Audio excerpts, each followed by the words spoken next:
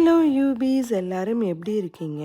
இன்னைக்கு காலையில் சீக்கிரம் எந்திரிச்சு பசங்களை ஸ்கூலுக்கு அனுப்பிட்டு அதுக்கப்புறம் என்னோடய ரெஸ்ட் ஆஃப் த டே எல்லாம் பார்த்திங்கன்னா கிச்சன்லேயே போகிற மாதிரி ஆயிடுச்சு. ஏன்னா மத்தியான சமையலுக்கு நான் எடுத்துக்கிட்ட டிஷ்ஷஸ் அந்த மாதிரி முருங்கைக்கீரை குழம்பும் வாழைப்பூ கூட்டும் வாழைக்காய் பொரியலும். வாழைக்காய் பொரியல் என்னமோ 10-15 நிமிஷம் வேலை தான் வச்சுக்கோங்களேன். ஆனால் இந்த முருங்கைக்கீரை குழம்பும் வாழைப்பூ கூட்டும் கிட்டத்தட்ட 1.5 மணி நேரத்துலேருந்து 2 மணி நேரம் எடுத்துருச்சு. சமைக்கிறதுக்கு என்னவோ 15 நிமிஷம் தான் ஆச்சுன்னு வச்சுக்கோங்க. ஆனால் அதை க்ளீன் பண்ணுறதுக்குள்ளே போதும்னு ஆயிடுச்சு. அந்த வாழைப்பூவில் இருக்கிற நரம்பெல்லாம் எடுத்து முருங்கைக்கீரை இலையெல்லாம் உருவி அதை க்ளீன் பண்ணி அவிச்சு எடுக்கிறதுக்குள்ளே போதும்னு ஆயிடுச்சு. ஏன்டா இந்த டிஷ்ஷஸை இன்றைக்கி எடுத்தோங்கிற அளவுக்கு என்னை நோகடிச்சிருச்சு.